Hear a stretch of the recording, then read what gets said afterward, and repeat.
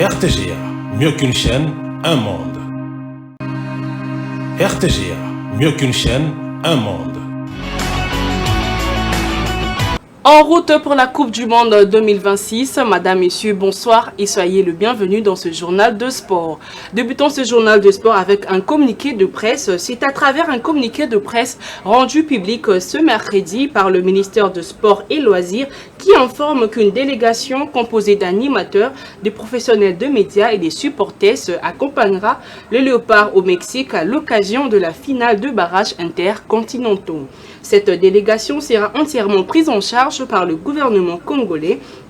Il est donc strictement interdit de verser ne serait-ce qu'un seul billet à qui que ce soit pour les démarches liées à ces voyages. Toute personne sollicitant de l'argent sous ces prétextes doit être immédiatement dénoncée auprès du ministère de Sport et Loisirs. Revenons au pays pour parler cette fois-ci de la poursuite du championnat national Illico Cash Ligue 1. Ça s'est joué donc ce mercredi avec plusieurs affiches, notamment l'AS Dauphin Noir était face au FC Céleste, 3-2, victoire de Dauphin Noir. FC Amka New Jack s'y sont neutralisés sur le score de 1 but partout. Le tout-puissant Mazembe qui était face au FC Tanganyika, score final 0 but partout. Chinkuku Lubumbashi Sport 1-0, victoire de l'US Chikunku.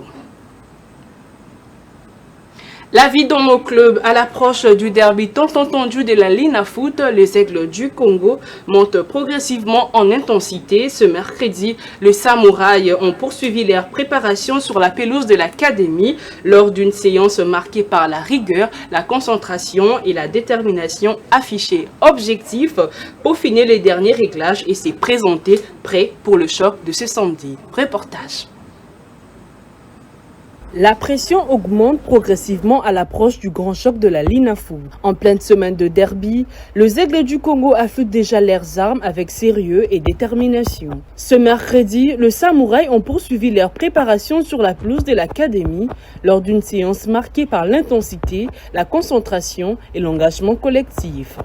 Sous le regard attentif du staff technique, les joueurs ont enchaîné exercices tactiques, travail physique et mise en place dans une ambiance studieuse où chaque détail compte. Conscient de l'enjeu, les Aigles affichent un état d'esprit combatif et une volonté claire, arrivés près le jour J, le visage fermé et les échanges constants sur le terrain témoignent d'un groupe mobilisé et focalisé sur son objectif. À l'approche de ces rendez-vous décisifs, le message est sans équivoque, place au travail, à la discipline et à la détermination. Les Aigles du Congo montent en puissance, prêts à répondre présent pour le derby.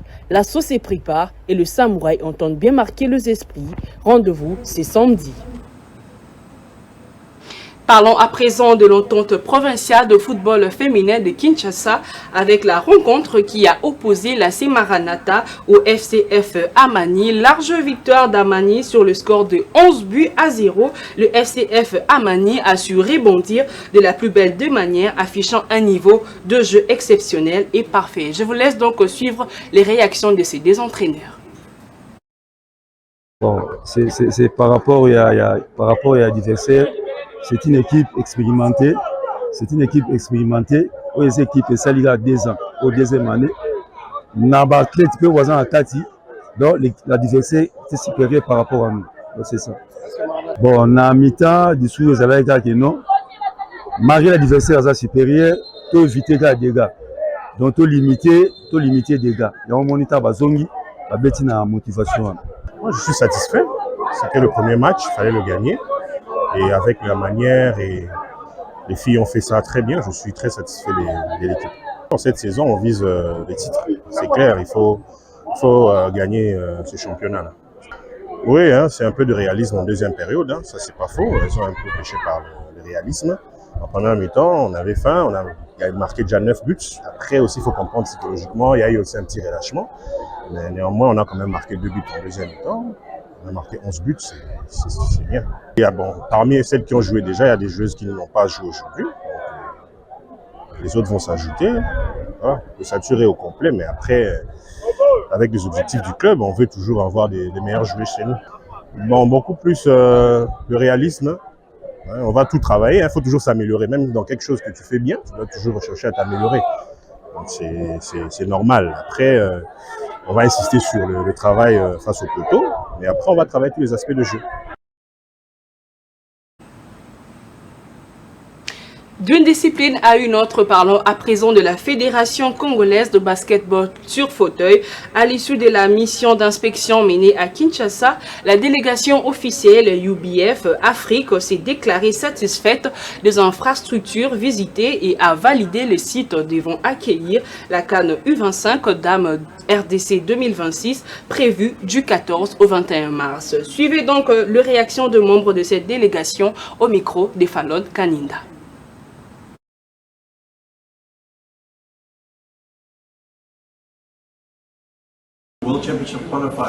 C'est au ministère des Sports et comme nous avons pu le voir, les directeurs du cabinet du ministère des Sports et parler avec eux, tout ça, vu que ça a créé avec nous. Cette compétition, en fait, réunit déjà 4 pays, Libéria, Kenya.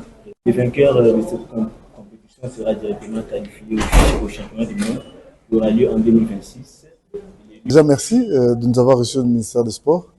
Je tiens à saluer déjà les efforts de toutes les personnes qui sont autour de moi et je remercie pour la confiance donnée à la Fédé, au chef de l'État ainsi qu'au ministre des Sports. La compétition, c'est la Coupe d'Afrique, disons des nations, qui regroupera quelques pays ici, dont le Libéria, le Congo, l'Afrique du Sud ainsi que la Centrafrique. Les inspecteurs sont venus, IWF Monde et le Monde et Afrique, qui sont venus pour inspecter, voir les terrains, les infrastructures. Et je pense que ce qu'ils ont dit tout à l'heure, c'est honorifique pour le pays parce que, en voyant les installations que nous avons, nous pouvons accueillir une grande compétition mondiale. Et voilà, donc nous sommes satisfaits du tour qu'ils ont eu à faire. Ils repartent aujourd'hui. Ils devaient absolument passer par le ministère des Sports. Ils sont venus pour voir les autorités du pays avant de partir.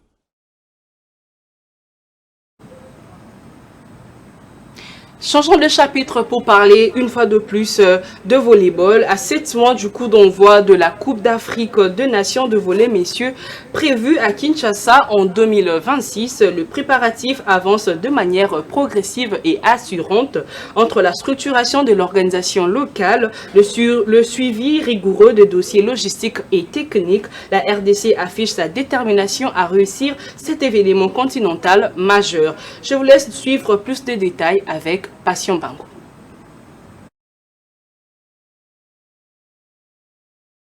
Lancé il y a quelques semaines au Maroc avec la signature de l'accord d'organisation entre la Confédération africaine de volleyball, représentée par sa présidente Madame Bouchra, et la République démocratique du Congo, représentée par le président de la Fédération de volleyball du Congo, Matata Christian, l'organisation de la CAN Volleyball Messieurs Kinshasa 2026 évolue de manière progressive et rassurante. À ce jour, plusieurs avancées notables sont enregistrées du côté de l'organisation locale, notamment la mise en place du nouveau logo de la Fédération de volleyball du Congo, déjà entériné par la Confédération africaine de volleyball, la création de la mascotte officielle de la compétition dont le dévoilement est prévu dans les tout prochains jours, les travaux liés aux spots publicitaires en cours d'élaboration ainsi qu'aux autres supports virtuels de communication de la compétition. Parmi les dossiers suivis de près par le président de la fédération figure entre autres l'arrivée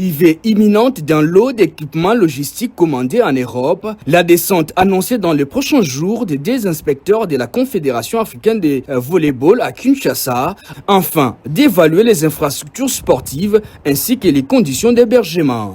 L'organisation des éliminatoires zonales pour la CAN Messieurs Kinshasa 2026, jumelée aux dames, lieu et date, sachez que les léopards messieurs sont d'office qualifiés.